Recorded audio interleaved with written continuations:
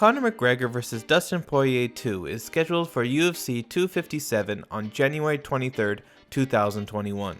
The first matchup was back in 2014 at UFC 178, where McGregor was able to put Dustin away via TKO in 1 minute and 46 seconds into the very first round.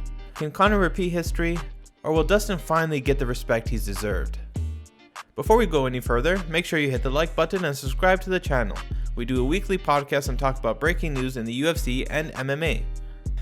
Fans around the world have written off Dustin Poirier. Of course Conor's gonna win the rematch. He won the first fight in the very first round with one punch. Is it as simple as that? Dustin commented on the fight, saying he was not in the right headspace and let Conor get to him mentally. He was frustrated with the shenanigans of the upcoming superstar.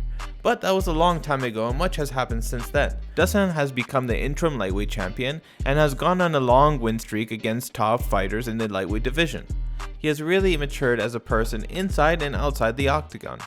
If we flash back to 2014 where Dustin first matched up with Conor, Dustin was not able to win the fight, but there's so much more to talk about in that fight. Dustin and Conor virtually have the same age, have the same reach, and fight southpaw. The biggest takeaway from this night was not the fact that Conor constantly pushed forward making Dustin fight backwards. It was not Dustin's ability to keep up with Conor's hand speed. It was the significant strike totals at the end of the fight. Out of 29 significant strike attempts, Conor connected with 9 of them. Out of 19 significant strike attempts, Dustin connected with 10 of them. 52% accuracy versus 31% accuracy. Dustin was able to hit Conor more efficiently and more. The scorecards were favoring Dustin, and Conor was missing the majority of his shots that he flung out. Why is this important if Conor won the fight anyways? So what? Conor missed his shots, but he landed the most important one. Well, I guess it doesn't matter for that fight, but it does come into play for the rematch. Dustin showed that he was able to avoid shots from a fresh Conor and was able to hit Conor with significant shots of his own. These stats continue to breathe new meaning when breaking them down. Of the 10 significant strikes landed by Dustin, 7 of them were unchecked leg kicks. The strategy to beat Conor is simple. Slow him down by using leg kicks, grappling, and force him into the later rounds where he's unable to keep up his power and pace. The only 2 fights Conor lost were both using the strategy. Nate Diaz survived the onslaught of round 1 Conor only to weather the storm and beat down a gassed out Conor. Khabib imposed his will and used grappling to wear down Conor to the point of breaking. Dustin looked to do this in the first fight but was not able to.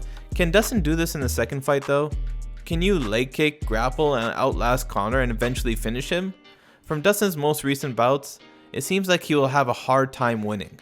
Let's look at how Dustin from 2015, which is since he's last fought Conor, to today. Dustin is 10-2-1, the one being a no contest against Eddie Alvarez. He won via KO/TKO 6 times and 4 times via decision. With exception to 3 instances, we start to see a pattern here.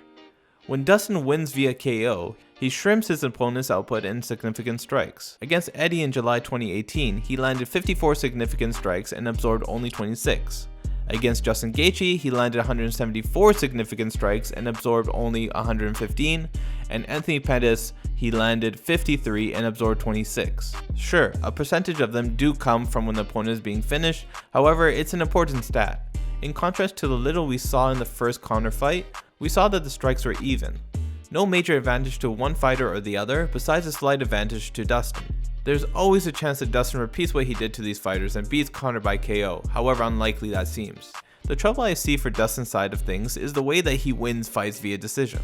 The significant strikes inflicted and absorbed are nearly the same.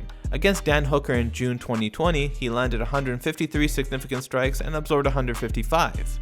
Against Holloway in April 2019, he landed 178 significant strikes and absorbed 181. And Jim Miller back in February 2017, where he landed 97 significant strikes and absorbed 71. Do you see where my concern lies? When Dustin goes to a decision, as of recent especially, he eats a lot of significant strikes. He wins these decisions not because he has greater total significant strikes, it's rather his control of the fight and winning majority of rounds. If Conor is listening to this, he is licking his chops. There are few men in this world that can take one shot, let alone 181 significant strikes from Conor McGregor. Nate Diaz ate 164 shots from Conor and still lost the bout.